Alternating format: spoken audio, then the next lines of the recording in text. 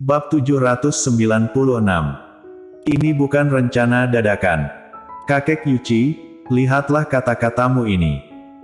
Kamu menganggap aku dan Koldi Yuchi orang apa? Mana bisa mengatakan apa yang kita lakukan sebagai sedang berkomplot melawanmu.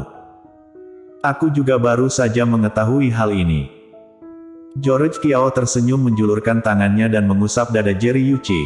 Suaranya terdengar lembut ketika membujuk kakek tua itu.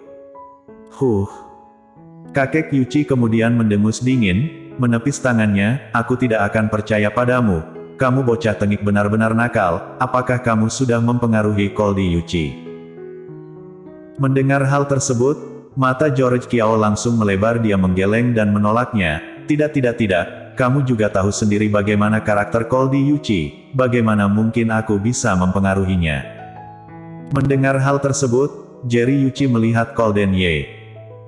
Meskipun mereka belum lama berhubungan, tetapi karakter Koldi Yuchi memang seperti yang dikatakan oleh George Kiao. Meskipun pria ini kehilangan ingatan masa lalunya, tetapi karakternya tidak berubah, dia tetap sangat keras kepala. Apa yang ada di dalam pikirannya, tidak akan bisa diubah dengan mudah. Memikirkan hal tersebut, Jerry Yuchi teringat pada putri tertuanya. Waktu itu, putrinya juga sama kerasnya dengan Koldi Yuchi, dia tidak menuruti rencananya, bersikeras dengan apa yang dianggapnya sudah benar, makanya bisa berakhir seperti sekarang. Memikirkan hal tersebut, mata Jerry Yuchi langsung terlihat sangat tua. Putrinya ini, benar-benar membuatnya sangat sedih. Oleh karena itu, melihat mata Golden Ye, Jerry Yuchi tidak lagi bersikap keras padanya, dengan lemah mengatakan, kalau begitu kalian bocah tengik, keluar dari tempat ini, aku ingin menyendiri. George Kiao. Kakek Yuchi, kamu baik-baik saja bukan? Bagaimana kalau aku tetap tinggal di sini memberi nasihat kepadamu? Aku adalah orang tua, apa aku memerlukan nasihat dari anak bau kencur? Cepat pergi, keluar sana. Setelah mengatakannya, Jerry Yuchi mengangkat tongkatnya seperti ingin menghajar mereka berdua. George Kiao segera mundur. Golden Ye ikut bangkit. Tatapannya berhenti di tubuh Jerry Yuchi, dengan datar dia berkata, kalau begitu kami keluar dulu, kakek jaga kesehatan kakek. Jerry Yuchi mendengus dingin, berbalik tidak memperdulikan perkataannya. George Kiao keluar dari ruang baca bersama dengan Golden Ye, setelah cukup jauh baru berani bicara. Apa maksudnya ini? Apakah kakek Yuchi menghormati pilihanmu? Golden Ye tidak menjawab, tetapi alisnya berkerut, sepertinya masalah ini tidak sesederhana ini, kakek sudah memikirkannya untuk waktu yang sangat lama. Karena sudah lama memikirkannya, tidak mungkin putus asa semudah itu, dilihat dari ekspresi kakek sepertinya beliau sedang memikirkan sesuatu, sementara dia tidak ingin membahas masalah ini. Mengapa kamu tidak berbicara? Apa kamu sama sekali tidak khawatir? Bagaimana jika kamu benar-benar dijodohkan dengan merlinduanmu? Langkah kaki Golden Ye berhenti, dia dengan dingin memperhatikannya, kamu pulang dulu. George Kiao, apa maksudnya? Aku sedang membahas masalah penting denganmu, kamu malah menyuruhku pulang. Apa kamu bisa mengubah pikiran kakek? George Kiao.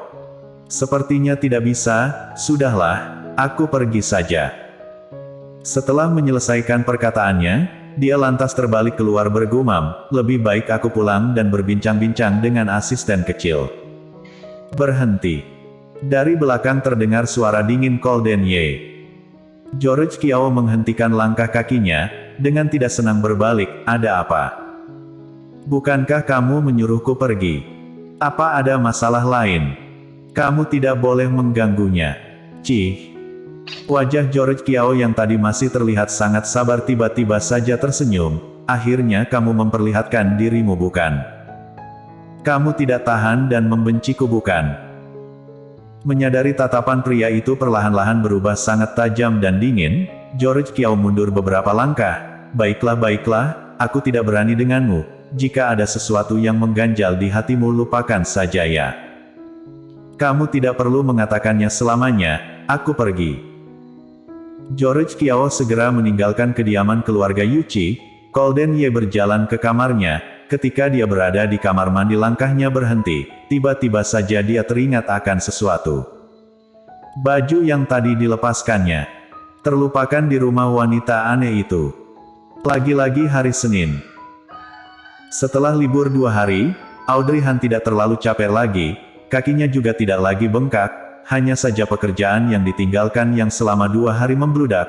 Pagi-pagi wanita itu sudah sibuk sampai tidak sempat melakukan apapun, bahkan dia tidak memiliki kesempatan untuk duduk dan menghela nafas. Keadaan terus seperti itu sampai jam istirahat, dia sangat capek sampai tidak bertenaga naik ke lantai atas dan makan, jadi dia berbaring di sofa pura-pura menjadi mayat. Kak Janis melihat dia seperti itu, tidak bisa menahan diri tersenyum padanya. Staminamu tidak terlalu bagus, baru sibuk dari pagi, kamu sudah tidak bisa berjalan. Mendengar hal tersebut, Audrey Han sedikit tidak enak, wajahnya dipenuhi oleh rasa tidak nyaman mengatakan, maaf sekali Kak Janis, aku benar-benar sangat lelah, aku ingin beristirahat di sini sebentar. Sekarang sedang jam istirahat, kamu boleh beristirahat seperti apapun yang kamu mau. Hanya saja anak muda sekarang benar-benar jarang berolahraga, jika tidak sibuk bangun pagilah untuk jogging. Baiklah Kak Janis, aku akan mengingatnya. Setelah Kak Janis pergi, wanita itu kemudian membuka pintu ruang sekretaris. Audrey Han berbaring di sofa dan tidak bergerak, karena lelah dia menutup matanya. Setelah hamil, dia selalu gampang mengantuk, sebentar-sebentar langsung ngantuk. Sejak terjadi kecelakaan pada Golden Ye, keadaan ini menghilang. Meskipun dia ngantuk berat, dia tetap memaksakan diri untuk terus bertahan. Apakah membantunya membereskan perusahaannya di dalam negeri, maupun di tempat ini, dia terus seperti itu. Untung saja jam 11 mereka sudah masuk jam istirahat, ada 2-3 jam untuk beristirahat, dia tidak perlu pulang, setelah makan dan tidur di sini, dia boleh tidur lebih lama.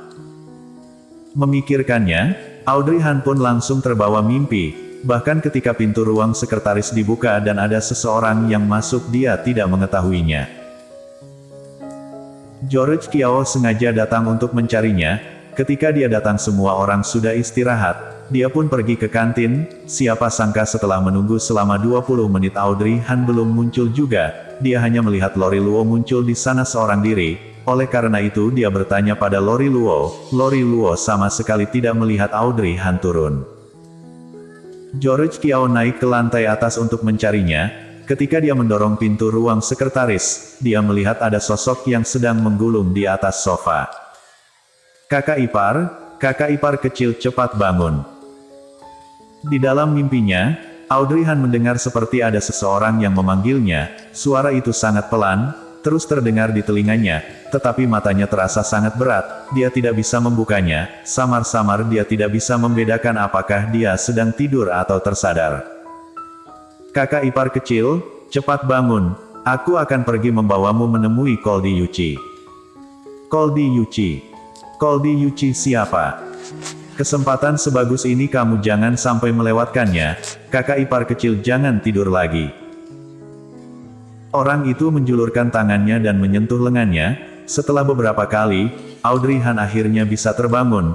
Perlahan-lahan dia membuka matanya. Hal pertama yang dilihatnya adalah wajah George Kiao yang terlihat agak nakal, sedang memperhatikannya dengan penasaran.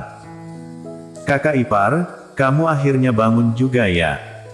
Melihat Audrey Han membuka matanya, George Kiao tersenyum lebar. Ah! Audrey Han tersadar, wanita itu berteriak keras. Tangannya langsung menamparkan wajah George Kiao. Bersambung.